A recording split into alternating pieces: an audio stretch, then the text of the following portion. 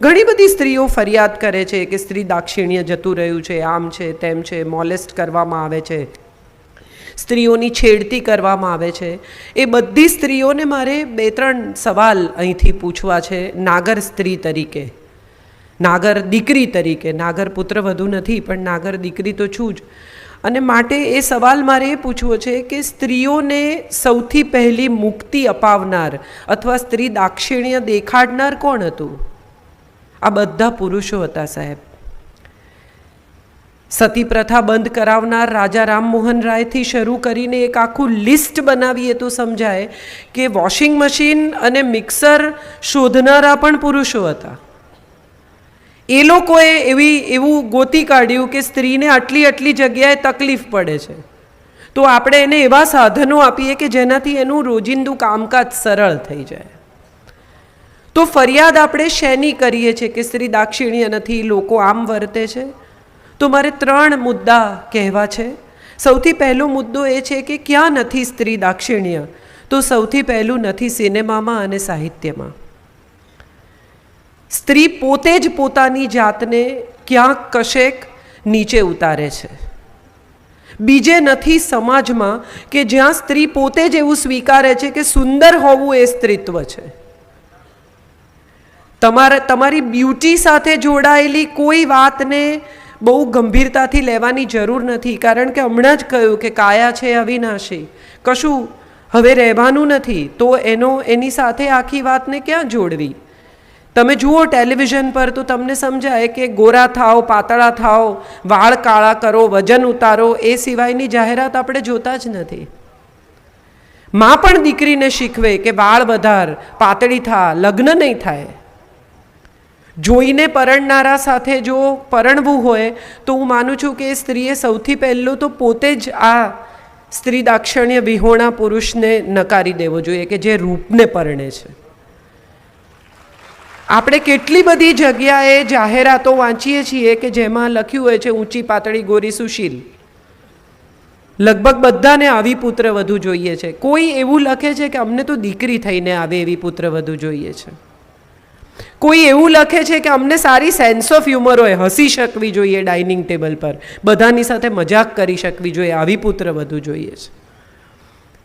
અને માં પણ જ્યાં દીકરીને મોકલે છે કે જે કંઈ સાસરે દીકરીને વિદાય કરે છે ત્યારે રિમોટ કંટ્રોલથી ટેલિફોન પર એનો સંસાર ચલાવવાનો પ્રયાસ કરે છે. આપણે ક્યારેય સ્ત્રી દાક્ષિણ્યમાં જોડાયેલી સ્ત્રીઓને એવું સમજાવવું પડે કે એ એના ઘેર ગઈ છે, એને એના ઘેર સેટલ થવા દો. અમારા જયભાઈ ઘણીવાર કહે છે કે એક મોબાઈલમાંથી બીજા મોબાઈલમાં તમે ડેટા ટ્રાન્સફર કરો ને તો થોડી વારે ફોનને રહેવા દેવો પડે, એને મચેડાય નહીં તો એ હેંગ થઈ જાય. 20, 22, 23, 24 વર્ષનો ડેટા લઈને આવતી છોકરી, એને જેમ સાસરાવાળાએ નથી મચેડવાની એમ એને પિયરવાળાએ પણ નથી મચેડવાની. એનો ડેટા ટ્રાન્સફર થવા દો. તો સમાજમાં આ સવાલો છે સ્ત્રી દાક્ષિણ્યના. અને ત્રીજું, સૌથી વધુ સ્ત્રીને કોણ રિડિક્યુલ કરે છે અથવા ક્યાં સ્ત્રી દાક્ષિણ્ય મિસિંગ છે? તો હું કહીશ કે સ્ત્રી જ સ્ત્રીને સૌથી વધારે રિડિક્યુલ કરે છે. સાસુને બહુ વાંધા છે વહુ સામે, બીજી સ્ત્રીઓને બહુ વાંધા છે એમની સમવયસ્ક અથવા એમની આસપાસની સ્ત્રીઓ વિશે. ખરેખર હું એવું સમજી છું અને મારા અનુભવમાં એવું છે કે ગુજરાતી પુરુષો તો ખૂબ સંસ્કાર સાથે મોટા થાય છે સાહેબ. ગુજરાતની સ્ત્રીઓ રાત્રે 2-3 વાગે એકલી મોટરસાઇકલ પર, સ્કૂટર પર પાછી આવે ગરબા ગાઈને, તો એને માટે કોણ જવાબદાર છે? ગુજરાતી સ્ત્રીઓ બહુ દાદી છે એવું છે? ગુજરાતની પોલીસ બહુ અદ્ભુત છે એટલા માટે? ના, ગુજરાતના પુરુષો બહુ સંસ્કાર સાથે ઉછરે છે, માટે આ શક્ય છે સાહેબ. માં એવું શીખવે છે કે રસ્તે જતી છોકરીનું સ્કૂટર બગડ્યું હોય તો ઊભા રહેવાનું ને એને પૂછવાનું કે શું કરું. બાકીની તમામ ભાષાઓમાં પાછળ જી લગાડીને નામ લેવામાં આવે છે. કાજલ જી કહેવાય અથવા બીજા કોઈનું નામ લઈએ તો જી કહીને બોલાવે. ગુજરાત એક જ એવું સ્ટેટ છે કે જ્યાં પાછળ ભાઈને બેન લગાડવામાં આવે છે. આ આપણું સ્ત્રી દાક્ષિણ્ય છે. આમાં આપણે ક્યાંય કોઈને પ્રદર્શિત કરવાની જરૂર નથી. મારું કહેવાનું તાત્પર્ય એ છે કે જ્યારે કૃષ્ણ મોહિની સ્વરૂપ લઈને વિષ્ણુ આવે છે શુંભ નિશુંભને એકબીજા સાથે લડાવવા માટે, ત્યારે શુંભ નિશુંભ તો લડે જ છે ને, એમનો તો વિનાશ થાય જ છે. પણ જ્યારે મોહિની જઈને પોતાનું સ્વરૂપ જુએ છે ત્યારે પોતાના જ પ્રેમમાં પડી જાય છે. કહેવાનું તાત્પર્ય જ્યાં હું પહોંચી રહી છું ત્યાં એ છે કે સ્ત્રી પોતાના જ સ્વરૂપના પ્રેમમાં છે, પોતાની જ સુંદરતાના પ્રેમમાં છે. અને સ્ત્રીને લાગે છે કે સુંદરતા ખતમ એટલે બધું ખતમ. વાળ ધોળા થયા, શરીર સહેજ વધી ગયું, આંખ નીચે કુંડાળા આવ્યા તો એને ઇન્સિક્યોરિટી આવવા માંડે છે. એને લાગે છે કે મારા વર્ષો વેસ્ટ થઈ ગયા, એને લાગે છે કે મારી જિંદગી વેસ્ટ થઈ ગઈ, મેં તો કંઈ કર્યું નહીં. તમે જે કર્યું છે એ કોઈએ નથી કર્યું. તમે ગયા 20 વર્ષ તમારા પરિવારને ગરમ ગરમ રોટલી જમાડી છે. આ ઇન્વેસ્ટ છે, વેસ્ટ નથી. સ્વયંમાં શ્રદ્ધા રાખવી એ સૌથી મોટું સ્ત્રી દાક્ષિણ્ય છે એવું મને લાગે છે. અને કોણ બતાવી શકે દાક્ષિણ્ય? જે દક્ષ છે તે, જે કુશળ છે તે, જેને પોતાના જ વિશે ઇન્સિક્યોરિટી છે એ કેવી રીતે દાક્ષિણ્ય બતાવી શકે? જે દક્ષ નથી, જેને પોતાના જ વિશે સમસ્યાઓ છે. મારે તો એ કહેવાનું છે કે પુરુષો પાસે સ્ત્રી દાક્ષિણ્યની અપેક્ષા તો આપણે પછી રાખીશું. પહેલાં પોતાની જાત પાસે દાક્ષિણ્યની અપેક્ષા રાખીએ. દૂસરોं की जय से पहले खुद को जय करे. સ્ત્રી જ્યાં સુધી પોતાની ગરિમાની વાત નહીં કરે ત્યાં સુધી બીજા શું કામ તમને માન આપે? આ સવાલ મારે આ સત્ય પ્રેમ કરુણાની વ્યાસપીઠ પરથી મારી બહેનોને, મારી દીકરીઓને, મારી માતાઓને પૂછવો છે. આપણે જ આપણી જાતને કેટલી રિડિક્યુલ કરીએ છીએ. આપણે જ આપણી જાતને કેટલા કોમ્પ્રોમાઇઝીસ માટે તૈયાર કરીએ છીએ. આપણે જ એવું શીખવીએ છીએ કે નહીં બોલવાનું. ના, નહીં બોલવાનું નહીં. ગાંધીજી એક બહુ સુંદર શબ્દ આપ્યો, સવિનય કાનૂન ભંગ. વિનય ન ચૂકાવવો જોઈએ, છતાં તમને જે ન ગમે એ કહેવાનો અધિકાર તમને મળવો જોઈએ. આવું હું શીખી છું. આવો મારો ઉછેર છે અને હું માનું છું દીકરીઓને આવો ઉછેર આપવો જોઈએ. બીજી એક મહત્ત્વની વાત, બહુ બધી માતાઓ એવું કહે છે કે અમે તો અમારી દીકરીને દીકરાની જેમ ઉછેરીએ છીએ. સરસ વાત છે. એનો અર્થ એમ થયો કે તમે જ એવું સ્વીકારી લીધું કે દીકરાનો ઉછેર બેટર છે, સૌથી પહેલાં તો. અને બીજી વાત કે કોઈ માં એવું કહે છે કે હું મારા દીકરાને દીકરીની જેમ ઉછેરું છું. અને જો નથી કહેતી તો કેમ નથી કહેતી? કેમ દીકરીનો ઉછેર કેમ ખરાબ છે? દીકરાને કેમ રાંધતા ન શીખવી શકાય? દીકરાને કેમ ઘર સાફ કરતા ન શીખવી શકાય? દીકરાને કેમ બટન ટાંકતા ન શીખવી શકાય? દીકરાને કેમ એવું ન શીખવી શકાય કે તારી પત્ની કામ કરતી હોય બેટા તો તું જો વહેલો આવે તો એક કપ ચા કરજે, એમાં પુણ્ય છે. આમાં ક્યાંય કશુંય ગુમાવવાનું નથી. આપણે પરસ્પર સ્નેહ શીખવતા જ નથી. આપણે ડોમિનેશન શીખવીએ છીએ દીકરાને અને સમર્પણ શીખવીએ છીએ દીકરીને. આમાં ક્યાં આવશે દાક્ષિણ્ય? એ સવાલ બહુ મહત્વનો છે. કોઈ માટે કશું કરવું એ વેવલા વેડા નથી. પત્નીને એમ કહેવું કે હું તને બહુ પ્રેમ કરું છું, એમાંય કશું ખોટું નથી. એમાં ક્યાંય તમે વેવલા બૈરી ગયેલા નથી થઈ જતા. જે તમારા માતા પિતાનો ખ્યાલ રાખે છે, જે તમારા કુળને વધારે છે.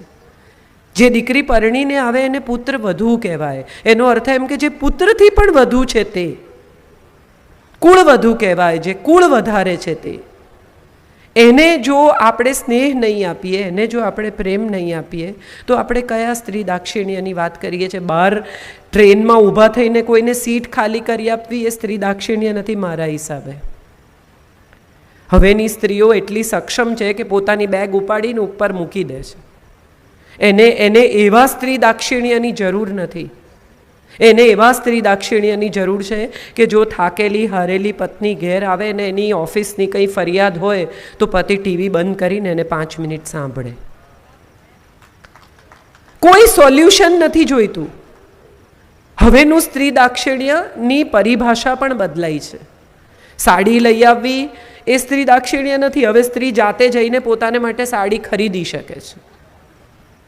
પણ હવેનું સ્ત્રી દાક્ષિણ્ય એ છે કે તમારી પત્ની રવિવારે ઘરે હોય, તમે પણ રવિવારે ઘરે હો, તો તમારા સંતાનોને એવો દાખલો આપો કે ચાલ હું તને રસોડામાં મદદ કરું.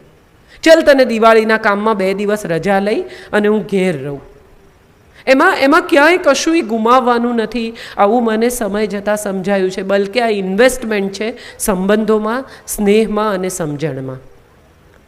જેમ એક જમાનામાં મારા દાદી પથ્થર પર ચટણી વાટતા, પછી મારી મા મિક્સર લાવી તો અમે બધા એકદમ નવાઈથી ઊભા રહીને જોતા, ગુર્ર થાય, ચટણી વટાઈ જાય, આશ્ચર્યચકિત છોકરાઓ. હવેની દીકરીઓ ચટણી લાવે, કટ કરે, બાઉલમાં કાઢે, પાણીમાં નાખે ને આપણને ખવડાવે. સમય બદલાયો છે. એવી રીતે સ્ત્રી દાક્ષિણ્યની પરિભાષા પણ બદલાવી જોઈએ. હવેનો સમય એ છે કે સ્ત્રી કમાય છે. હવેનો સમય એ છે કે એને એના ફાઇનાન્શિયલ નિર્ણયો જાતે કરવા દેવા જોઈએ. લાવ તારું ઇન્કમટેક્સ રિટર્ન હું ભરી દઉં નહીં, બેસ મારી બાજુમાં, તને ઇન્કમટેક્સ રિટર્ન ભરતા શીખવાડું. આ હું માનું છું સ્ત્રી દાક્ષિણ્ય છે. અને છેલ્લી એક વાત જે મારે કહેવાની છે એ છે કે બહુ જ બધા પુરુષો પત્નીને એવું કહે છે કે તને ના સમજણ પડે, તારે આમાં શું કામ છે, તારે આ જાણીને શું કરવું છે. હું એવું માનું છું કે સૌથી મોટું સ્ત્રી દાક્ષિણ્ય એ છે કે પત્નીને ખબર હોવી જોઈએ કે મેડિક્લેમની પોલિસી કઈ છે, ક્યાં મૂકી છે, અને કેશલેસ હોય તો કઈ કઈ હોસ્પિટલ્સમાં અવેલેબલ છે. પત્નીને એવી ખબર હોવી જોઈએ કે ઇન્વેસ્ટમેન્ટ શું છે. કાલે ઉઠીને હવેના સમયમાં કોઈની જિંદગીનો ભરોસો નથી. પોતાના પર ડિપેન્ડન્ટ કરી નાખવામાં આવે સ્ત્રીને, એ સ્ત્રી દાક્ષિણ્ય નથી. એને ઇન્ડિપેન્ડન્ટ કરવામાં હવે સ્ત્રી દાક્ષિણ્ય છે. એને એવું કહેવું જોઈએ કે તું તારી મેળે નક્કી કર, બેંકની સ્લીપ ભરતા શીખ, પૈસાનું ઇન્વેસ્ટમેન્ટ સમજ. કાલે ઉઠીને હું નહીં હોઉં તો તને મારી ખોટ આટલા પૂરતી ન લાગવી જોઈએ. જરૂર લાગશે. જેની સાથે તમે આટલા વર્ષ જીવ્યા હો એની સાથે તમને ખોટ ન લાગે એવું શક્ય જ નથી. પણ ફાઇનાન્શિયલ ડિપેન્ડન્સ માટે, બીજી નાની નાની વસ્તુઓ માટે જ્યારે પત્ની તમને યાદ કરે ત્યારે હું માનું છું કે એ સ્ત્રી દાક્ષિણ્યનું ફેલિયર છે. અને એક છેલ્લી નાનકડી વાત કહી દઉં મારી. લક્ષ્મીજી અને શનિ મહારાજ 2 જણા એક દિવસ નારદ પાસે ગયા અને કહ્યું કે અમારા બેમાંથી સુંદર કોણ છે, અમારા બેમાંથી કોણ વધુ પ્રભાવશાળી છે. નારદનું સ્ત્રી દાક્ષિણ્ય અદ્ભુત.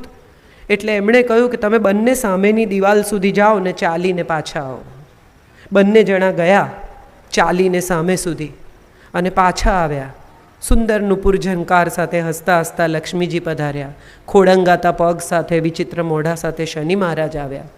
એટલે નારદજીએ હસીને કહ્યું કે લક્ષ્મીજી, આપ આવતા હો છો ત્યારે બહુ સારા લાગો છો, અને શનિ મહારાજ તમે જતા હો છો ને ત્યારે બહુ સારા લાગો છો. નક્કી આપણે એ કરવાનું છે કે કોને આવતા જોવા છે અને કોને જતા જોવા છે.